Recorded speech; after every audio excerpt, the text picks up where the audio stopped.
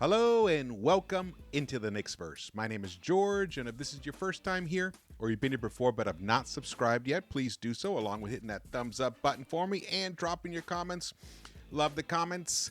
The New York Knicks just completed the third loss in a row to it was Orlando Magic.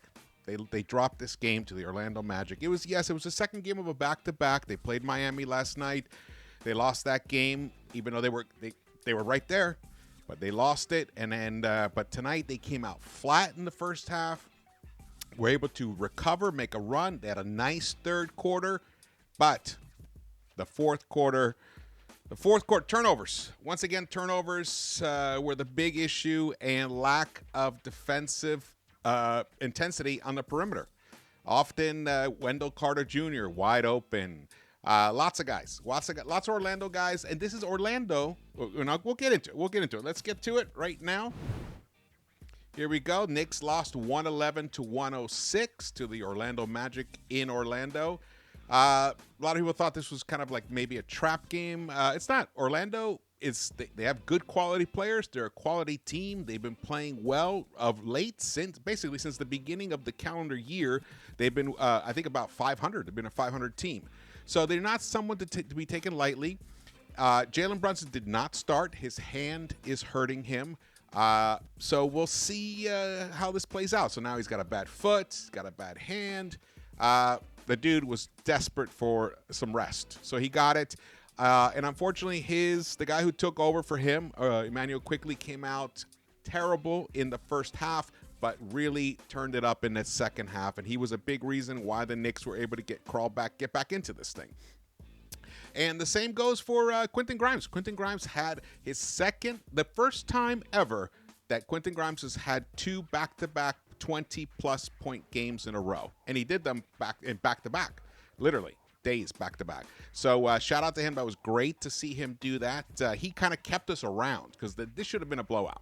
It should have been a blowout. The Knicks, the way they looked lethargic. They looked confused. They were throwing balls at the backs of their own teammates. Turnovers. They just were not connected. They weren't connected offensively. They weren't connected defensively. They seemed to be over it. And I believe in last night's recap, I said the players seem to look like they're just ready for the playoffs. The thing is, they shouldn't feel that way. No one on this team should be coasting. This is not that kind of team. They haven't proved anything yet. And it just looks like mentally they've kind of checked out. But their leader, Julius RANDLE, has really this was not a good game for him. He really regressed. He ended up arguing once again a foul call at the end of the first half, and it resulted in let's get to it. I'll show you the actual highlight of that. It's the only highlight I'm going to show you.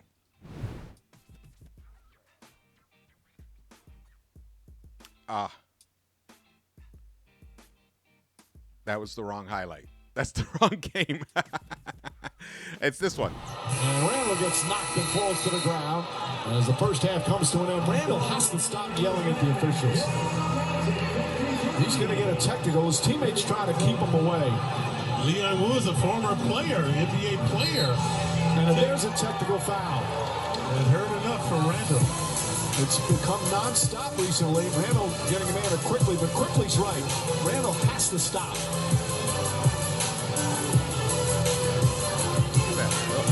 Awful first half for the Knicks, but a strong finish. And again, Quentin Grimes. Now they're going into the locker room here. And Randle gets knocked and falls to the ground. As the first half comes to an end, Randle has to stop yelling at the officials. He's going to get a technical. His teammates try to keep him away. Leon Wu is a former player, NBA player. And there's a technical foul. It hurt enough for Randle. It's become non-stop recently. Randle getting a man to Quickly, but Quickly's right.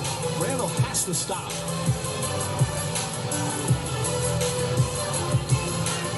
Awful.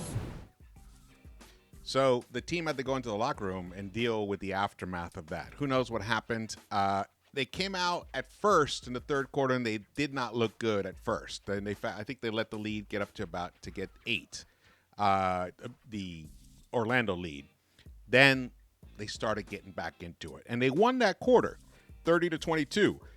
So they were able to kind of stay around in this game, but it was just it was very frustrating, man. And at the same time, even though Orlando's not a team to be taken lightly, and they've been playing decent ball, Knicks should have won this game. Once again, the Knicks should have taken care of this game. They should have beaten the Timberwolves. They had Miami in their sights. They should have beaten Miami, and they should have beaten Orlando tonight. It's so early here. It started a really early start here in LA, this game. It's I am worried about the defense. I'm worried about a lot of things with this team because I'm really focused on the playoffs. This stretch of games doesn't bode well for their playoff success. Now, mind you, they are playing without Brunson. But, Magic is missing players as well. But Brunson is such a key player on this team. He's the leader. So not having him there to get the bucket when they desperately needed it to stop the bleeding definitely hurt. But at the same time, on the defensive end, he's not out there being targeted. So we should be able to play better defense. We still allowed Magic to score 111 points for them.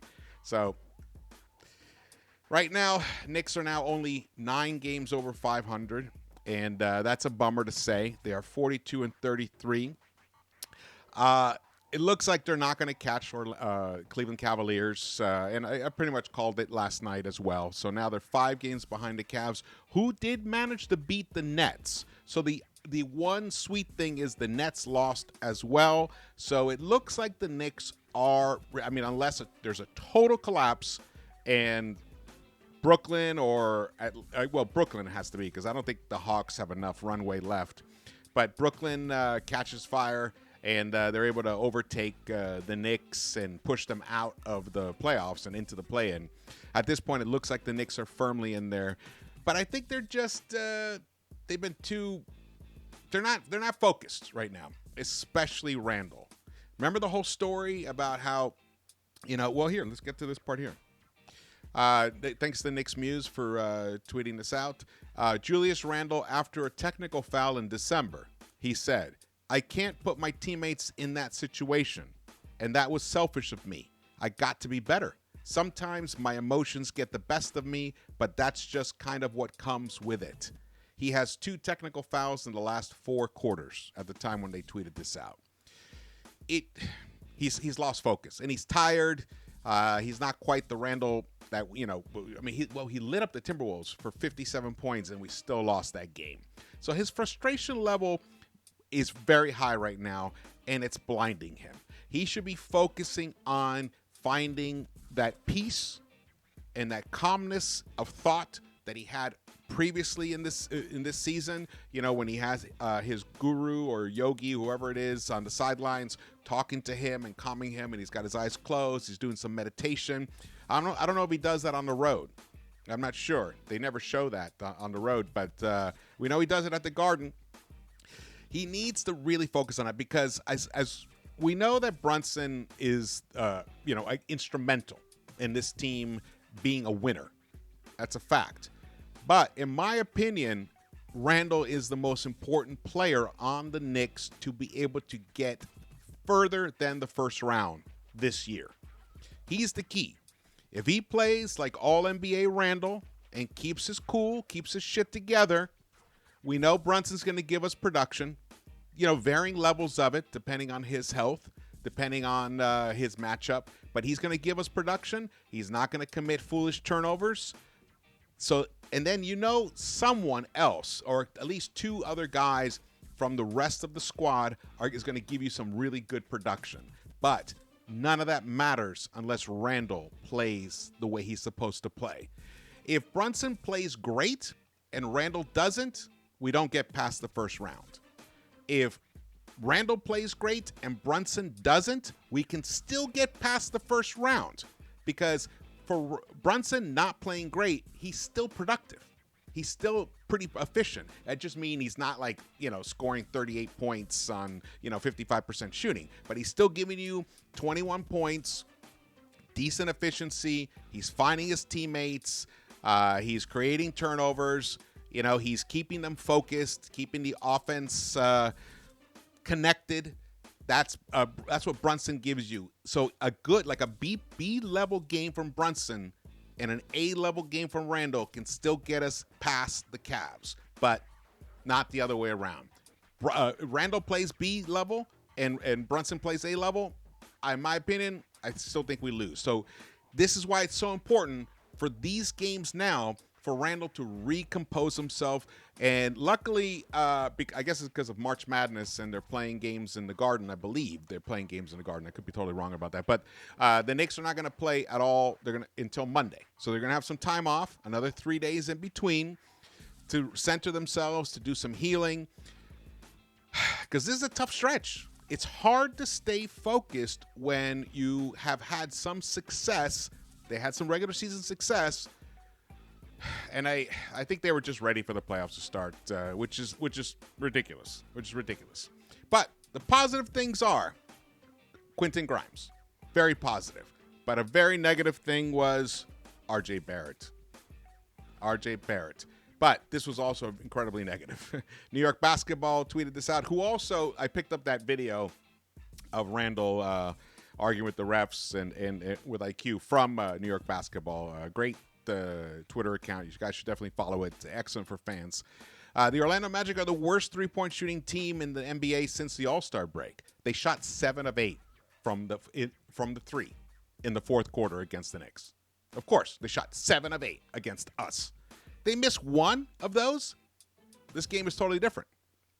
If they go 6 of 8, they go 5 of 8, which is still a tremendous shooting percentage. Knicks win this game if they go 5 of 8. So here we go. Randle, he needed 20 shot attempts to give us 23 points, 9 rebounds, 4 assists. Didn't have the 3-point shot tonight. Again, 2 of 9. Mitch, 31 minutes for him, 12 rebounds, 2 points, got several blocks. I can't remember how many, I think 3 at least. And he struggled offensively, though. How many blocks did he get? 3 blocks from Mitch, and he got a steal. So nice overall game in terms of the hustle stats, but in the end, just not enough offensive production from him. RJ Barrett, look at that stat line. 30 minutes, 3 of 12. 0 for 3 from the three-point line. Only 2 rebounds, only 3 assists, 10 points in 30 minutes. And he committed 5 turnovers, and they were terrible ones. They caught him on the spin when he likes to spin. His handle's kind of loose right now. Also, I think he thinks he can, feast on Franz Wagner. Franz Wagner has 4 inches on you, brother. Okay? You have to protect the ball. 4 inches, he sticks his hands in there, he pokes the ball out, and then you're, flailing about. It was really sad. It was really sad to see. I mean, you are our number 3 pick. Brunson's out. You're supposed to be the guy who steps up into the limelight, into the spotlight there, to lead us to a victory, to join Randle in leading us to a victory. Well, Randle wasn't there. And then RJ actually hurt us today. And he was actually the worst in plus minus. Actually, Obi Toppin was the worst in plus minus tonight. He's the one who made RJ look a little better. Obi was a minus 25 in plus minus. The bench unit, that second unit, was terrible today. Terrible. They kept giving up leads, or not leads. They kept letting Orlando's lead develop, get wider. This was really sad. Emmanuel Quickley, 42 minutes for him. He started in place of Jalen Brunson.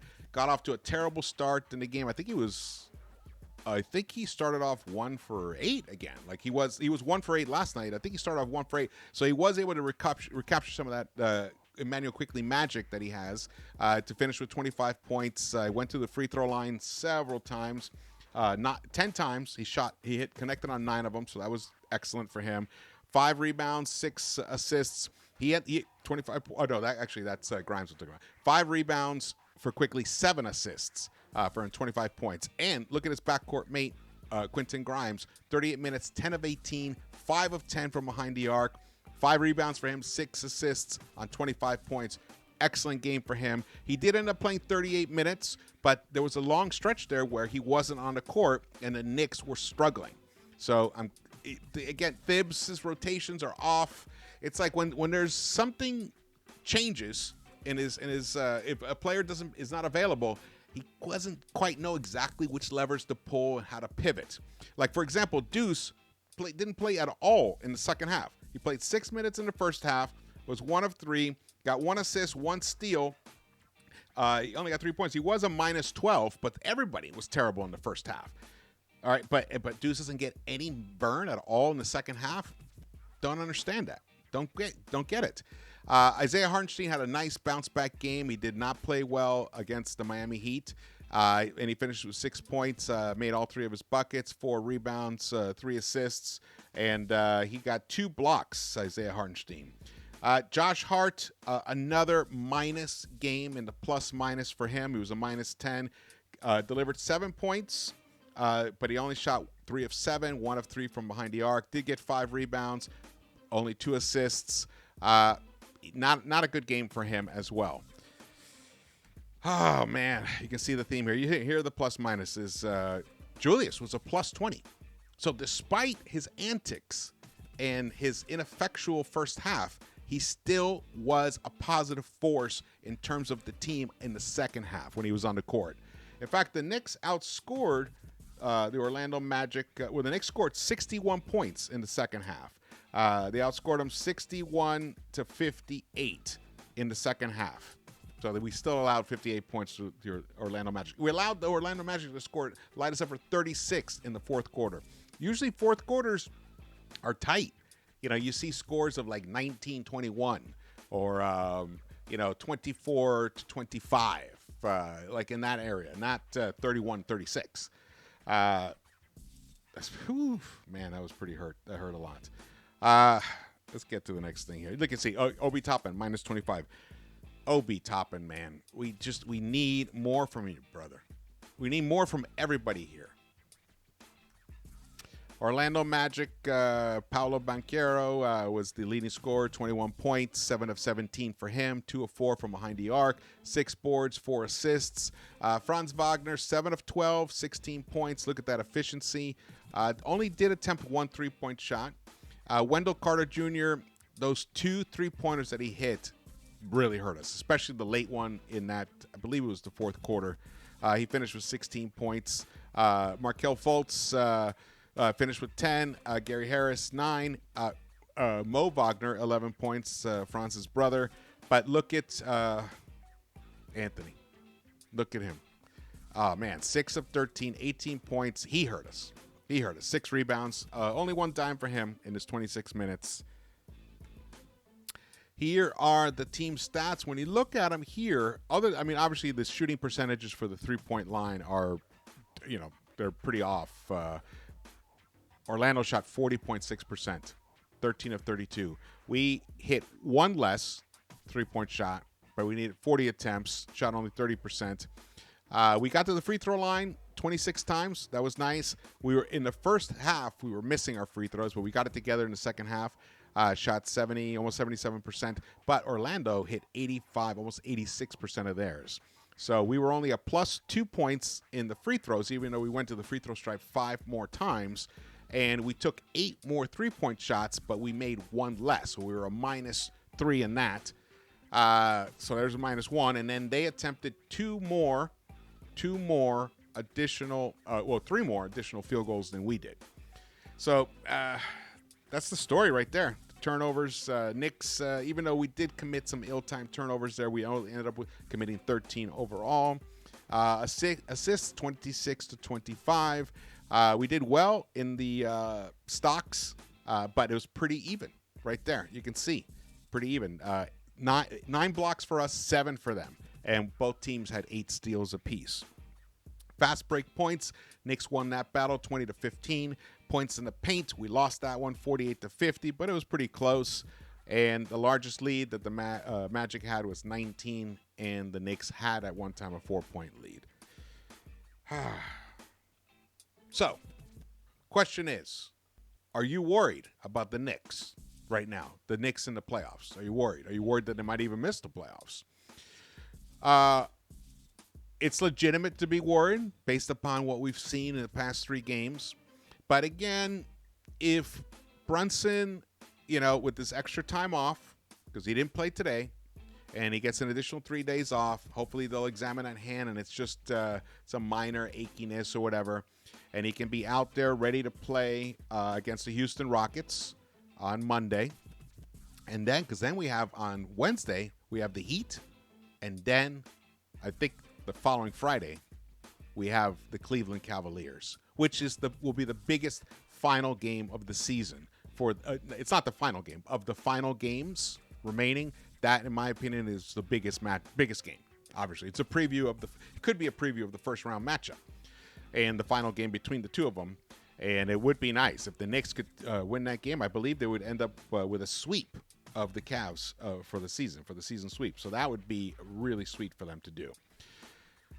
I am worried. I'm worried about the defense, but I do feel like if I'm correct about the players just kind of losing that edge, that mental edge, because of the end of the season just dragging on, and maybe they're hearing a lot of the praise from everybody's was giving them about a week ago, especially after that Denver victory. Teams were looking at the Knicks. Perkins was saying that the Knicks can go far. Other pundits were saying the similar thing. They were getting positive reviews, and I think it might have gotten to the players a little too much, and it's taken that edge off from them. Well, this is where it's Thibodeau's job to get them back on focused on what the mission is at right now. They're also could be tired. They've been the main guys have been way overplayed. The Knicks have had several overtime games, several double overtime games. Those things wear on you over time. They had that West Coast trip, which was tough, though they came back 2-2. This team has shown too much resilience, though, throughout the year. It's a streaky team. The 9-game winning streak, then whatever. I think 5-game losing streak, and then a 5-game win, whatever it is. It's just it's a team of streaks. But overall, they're still 9 games over 500. They can still finish with the best record that they've had in years. So I'm not panicking. I am concerned. I believe that the defense is really hurting them. And just to show you guys a little bit about what's happening with the defense, in the last 3 games, the New York Knicks are the worst in opponents' field goal percentage. They are allowing teams to shoot 54.6%, which is 30th in the NBA, the last 3 games. Now, and then opponent 3-point percentage, they're also the worst. They're allowing 51.2%. 51.2%. And then in actual opponents' points, they are 29th in the last 3 games. They've allowed 126 points in the last 3 games. The only team worse was Minnesota, who we lit up for 140 points ourselves, even though we gave up 147. Minnesota's the actual worst, 30th. So the Knicks defense is a big problem right now. I'm not concerned about the offense. I'm not concerned about them scoring, even though tonight we did not we only scored 106 points, but it was the second game of a back-to-back. And we're still missing Brunson. But we still should have been able to take care of business. But it comes down to leadership. Randle has to be a leader. He has to understand that arguing a call to placate his need to be seen doesn't help the team. There is much more at stake here. This team, as currently constructed, with the way the East Conference is shaping up, this team has a very legitimate chance to beat the Cavaliers and get to the second round for the first time in 10 years. That is what's at stake here. That's what's important. Not trying to, get a ref to listen to you. No. Or then it escalates and shoving teammates and all that stuff. That's ridiculous. That's not what's important. What's important is being a leader, being an example on the court and off the court for your fellow teammates. You are the engine. Julius Randle.